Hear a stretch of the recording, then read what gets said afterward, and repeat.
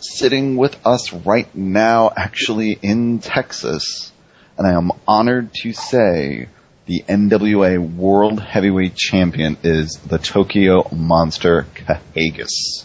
Has this sunk in yet at all for you?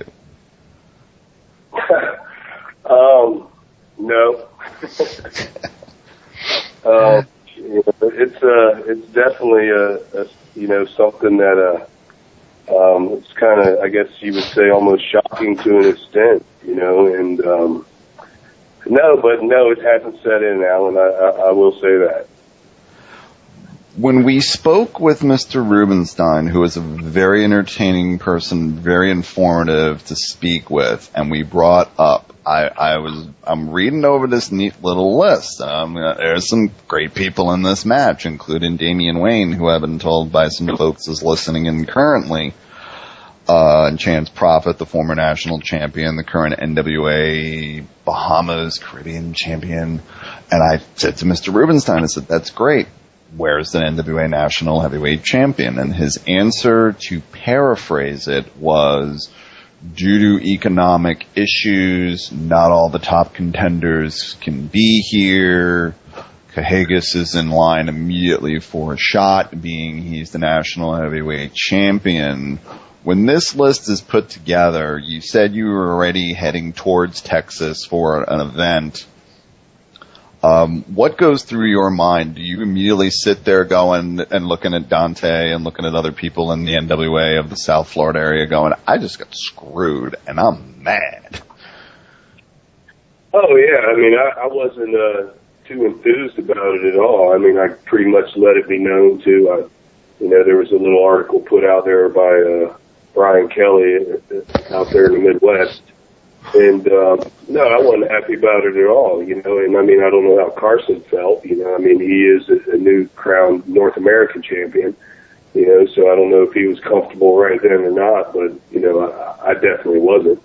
And I let it be known, and, I did contact the board of directors and pretty much told them how I felt about it and felt degraded in the whole part. And, so like I said, I don't have nothing to hide or nothing to hold back. If I got something to say, I'm pretty much going to do it regardless. And, that's what I did. But, I work out here in Texas a lot, with a lot of these NWA promotions, NWA Houston and Texoma and, top of Texas. But coming out here, I was booked on Friday night, and I kind of got just a last-minute call pretty much when I hit the ground. And they said, we want you in Jersey. And so what am I going to say? No. And so I'm staying here in Texas. See you later. Yeah, exactly. So, the next day I hopped on a plane and took off to Jersey and took care of business and did what, I wouldn't say not only me, but, the whole NWA and anybody involved in it kind of set out to do. And that's kind of make a mark and let people know that we're still out there. And, I think it worked out well. And that was one of the biggest things is, I'm not afraid to go out there and call the marks out and stuff like that. And, that was kind of the biggest deal. It was the big swerve and, I think they kind of nailed it right on the head. And, all I can say is, nobody really pays attention to that little thing at the bottom of that flyer that says card subject to change. You never know what's going to happen. When all of this stuff goes down in Australia, which led to Mr. Rubenstein being on the show, and he proclaimed that due to a licensing fee issue, the championship was not on the line in that match, that steel cage match, and then Adam Pearce and Colt Cabana both denounced the championship. As someone who's been a part of the NWA, be it NWA Florida or NWA Ring Warriors, and as you said, you work for several other promotions, do you take that with a grain of salt, or did you take that as a slap that both of these gentlemen threw down a championship that you've been working your ass off for almost 14 years in the business to get? No, honestly, I wouldn't take it to a slap.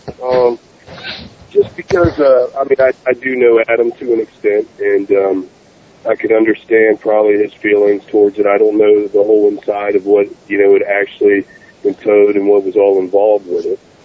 But I have my own theories and thoughts, and I kind of look at things in a different way, if it was me. And, I think these guys, they've been around, and they've and granted, Adam Pearce has carried the NWA World Title on his back for the past 5 years and actually kept the NWA on the map. And, Adam's probably the last guy that would probably disrespect, something to that extent. I'm not going to say he disrespected the belt. He vacated the belt. He quit his job. And that's what this is. It's a job. And, there's a difference between getting fired and quitting. And, disagreements in business, there's different outcomes. And, I think that's just kind of where Adam was in the business. And, that's pretty much where I feel it went. It was basically all business, and disagreements don't always turn out. So, and with Colt doing his thing, well, on the same aspect as Adam, they had their own reasons, I'm sure. But, I don't think it was anything disrespectful to the extent. He is, yes, I'm sorry, I still get chills saying this, the current NWA World Heavyweight Champion, who unfortunately is no longer the NWA National Heavyweight Champion. When you get to Jersey that night, and you see this list of people that are in this match, including Damian Wayne, and of course, your arch nemesis, Chance Prophet. How much mental preparation did you have before you even got in the ring that night and realized what was about to happen in your mind? And I got a shot to win this championship, and these two have no clue what about the hell's rain of fire and hell is going to drop on them. Yeah, that was walking in the door total blindness to anybody. No one knew I was there. No one knew I was coming. When I walked out the curtain, it was a total surprise to anybody that was sitting out there or wasn't involved. And, I got there earlier in the day, and no one, I pretty much kayfabed and just kind of stuck to myself. No one had a clue who I was. And I just kind of, sat to the side and let business take its place and do what I was there to do. And everything turned out. When I say turned out, I think in every aspect of that night, as far as, from winning the belt to, just everybody being in shock, from the second I stepped out of that curtain. And I think, that's what we wanted to do and wanted to accomplish, and that's what happened. Initial reactions from people in the business, like your mentors that you've had, like Rico Casanova, who I got to see a few weeks ago at a vintage wrestling event. What's his initial reaction when he hears this? Does he just say what I said when I read it, about damn time? Well, and good as well, Alan. I go back a long time with most all the managers I deal with. And, I do have a select few, and Rico is definitely one of them. And, you probably know Rico longer than I have, Alan. To be honest. And then such as TNT Kenny G, out there in the Midwest and formerly from Florida in high voltage wrestling. And, Dante Brown and, Ron Nemi I'll throw out there. Those guys right there, and amongst others, as far as being, my guy right there, that's, right next to me that I can depend on. Every one of those guys, they did it for a reason, and I did it for a reason with them because they're that good. And, it just fits. And for them to turn around and do the same for me, that means a lot, because they believed in me and I believed in them. And with Rico and Kenny and Dante and all them, I really couldn't, they've helped me so much just to get so many places. Rico, I've traveled all over the Latin market from Central America, Mexico, Puerto Rico, and Ecuador and all that with Rico alone and throughout the States. The same way with Kenny and Dante. And, all those guys have definitely played a big part, but when they found that I, won the belt, they were just stoked, man. I think they were just stoked as I was. And, I give them plenty of recognition and amongst many others, that there's just a list too long, I appreciate just everything they've done for me in this business. We know from talking as we did past Tuesday with Mr. Rubenstein, we know there's politics in professional wrestling. When people hear that you are the current NWA World Heavyweight Champion, a lot of folks are going, well, who is he really? Where's he been? And I'm not afraid to say I've defended my friend and said he has wrestled A, B, C, D, E, F, G in all these places, and they don't realize, when people say this, have you gotten any detractors yet that have sent you emails or posted on your Facebook page going, you're not deserving of this championship? Oh, I mean, you're going to always have your negativity out there. One particular, I've seen some guy put blue across it. I liked it. I thought that was great. As long as you're not sitting back and saying nothing, I don't really care. You like me, you don't like me. I mean, it could have been Damian Wayne. Well, you're going to have your handful of people that don't like him, and you're going to have your handfuls that like him. Just like me. Regardless who it is, ain't everybody ever happy. And it's just a matter if you can, if they're talking, that's all you want to hear. It's just like when you're sitting in the ring, you don't want total silence. Mm. With all the turmoil that the NWA has gone through, from leaving its partnership with TNA to the Sheik fiasco to the lawsuit to the Adam Cole and Cabana fiasco to now the 8-man, 9-man match and you becoming NWA champion, what can you do as champion over your tenure and your reign to help stabilize the NWA and maybe bring back some prominence that it once had? What can I do is basically what you're saying. What am I going to do to help the NWA? Yes. Basically your question, right? Yes. All right. What can I do? I don't know what I can do, but I know what I have done and what I can do myself. And, I'll keep running, regardless if I was champion or not, I keep going just like I'm going. And as far as the NWA goes, I have nothing but respect for the NWA. I grew up with the NWA, a lot like you guys and many others, and there's plenty of them that's never seen past ECW. It's just the way it is. And, some people believe in certain things, and people were raised around the business or in the business in different ways. And I kind of believe in I've always been, I love this business. And, I've said it before, and, I don't feel that there's anybody out there that loves it as more than me. But I could always say, I hope there's plenty out there that love it just as much. And, part of the NWA, I mean, there was nothing without the NWA. You look at all these guys that, these guys sit back and talk about on the internet or whatever and blab about that are just so great and such legends and they've done this and done that. Well, what they got to realize is where those people actually came from. And when they started, everybody came through the NWA that was anybody. And, a lot of people don't look at it like that. And there's a reason, and the reason is, well, it's part of tradition. It's been around forever, and it helped make wrestling what it is. Mm.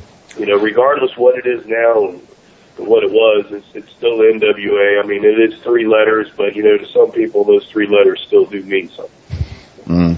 Speaking of someone who those letters mean a lot to, we got before we came on the air, we got an email from Bruce Tharp, the current president. Let me read this with my broadcaster voice. This statement is to acknowledge that the Tokyo Monster Kahagas was authorized as a late entry into the NWA World Heavyweight Championship tournament that took place in New Jersey this past week. However, in view of the circumstances in which Kahagas became the NWA World Heavyweight Champion, The Board of Governors has decreed an immediate rematch shall be ordered between Cahagas and Damian Wayne with the championship on the line. It is hereby ordered that this rematch take place this Friday night, November the 9th, at NWA Houston's Decision 2012 event. Also, of course, telling everybody to go to NWAHouston.com. As a courtesy to the fans, the NWA will post the results of this match as soon as possible thereafter and release a videotape of the match on official NWA media outlets. We wish to congratulate Cahagas on his NWA World Championship victory, and this is a nice little slap. However, we caution Cahagas not to relax and enjoy his victory for long, because the challengers are burning up the NWA phone lines as they line up to shake a shot at the 10 pounds of gold. Now that you're not the hunter and you are the hunted, different mindset obviously has to take place here. Obviously, it's got to happen, especially going into this Friday night. Yeah, this was just announced, I believe, tonight, correct? Yes. Yeah, that's this Friday night in Houston, for NWA Houston. Yeah, that was something I just negotiated, and we got prompted to last night. And hey, I'm looking forward to it. I'm looking forward. I've never turned down to wrestle anybody. And, that's what you're in this business for, is to get to the top. And once you get there, you got to hold your own. And, getting there is not as easy either. And you got to hold your own and prove, and make your point on the way up. And to stay there, you got to keep it going. And, I don't frown on working with anybody or wrestling anybody. I'll take anybody that's out there. That's something I'm sure, Alan, you've seen me work, everybody and God, and I'm not going to back down from a match for nobody, especially when the NWA World Title's on the line. I mean, that's something that, you might have beat me before, but you haven't beat me with the belt, and that's part of the game. When you're doing this, now that you are the champion, I know how it was in the 80s when Flair was champion, or even further back when Briscoe and both Funks held the championship.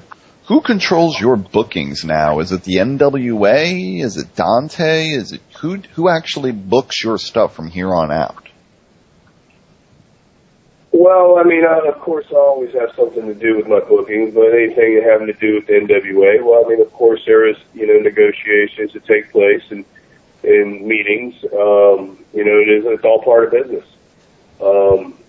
So pretty much I'll have to say, yeah, the NWA has part of my bookings when I am working for the NWA. Okay. I was just curious about that because I saw all this stuff and I'm going, oh, wow. If he thought he was traveling all across the country now, you forget your frequent flyer miles. You're going to need a luggage bag just for the frequent flyer miles, my friend. Yeah, it's good for me. I don't mind.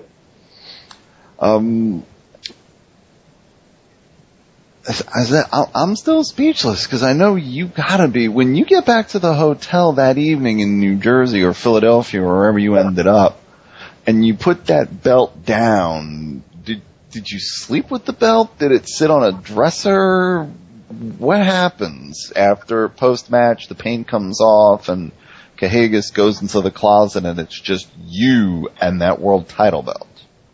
Well, we're in it right now, Alan, actually. I'm just kidding, I'm not. But, no, that feeling is, it's quite impressive, to sit there and be able to look at the 10 pounds of gold that you watched and everybody in the world's dreamed of having. And to know and see that it's actually yours, it's almost surreal,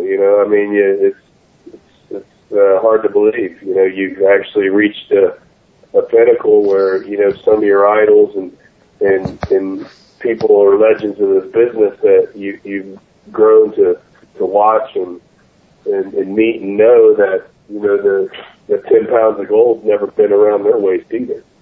And, to be able to have that privilege is just, it's just a total honor. When we had Kevin Nash on recently, we brought up his shocking win a couple days after Survivor Series 1994 in New York, and he said that he went out with the boys, they went to scores, they did this, they did that, and then he went back to his hotel room and he put the championship down on the bed opposite him in his room, and he took a deep breath and just said out loud, okay, now what? And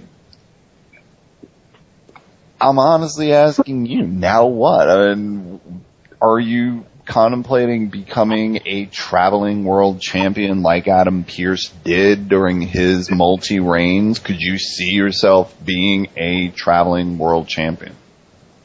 Well, that's the whole idea of being a world champion. Gotcha. You got to go around the world and then you represent.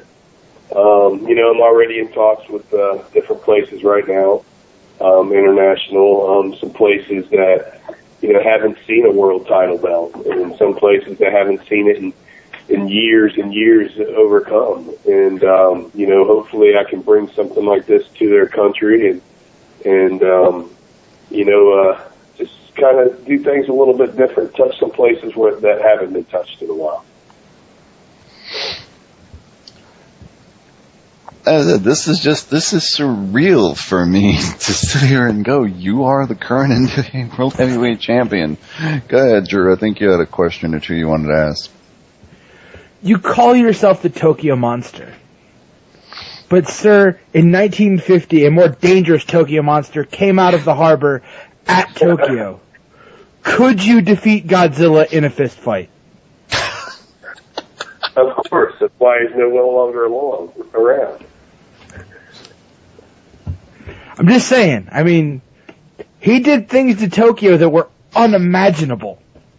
Just awful, horrendous things. That's great. I just thought, I was sitting there with that one, and I was like, he's the Tokyo Monster. I'm like, I wonder if he would I wonder if he'd indulge me if I tried to fuck around with him a little bit. I'm good with it, bro. One of the biggest things is my boy Rico. He always says, when the Tokyo Monster comes to town, Godzilla leaves. And that's kind of the theory we go by. So it's kind of, funny that you mentioned something like that. I want to. Do you ever get bookings out there in Japan, Tokyo, that area?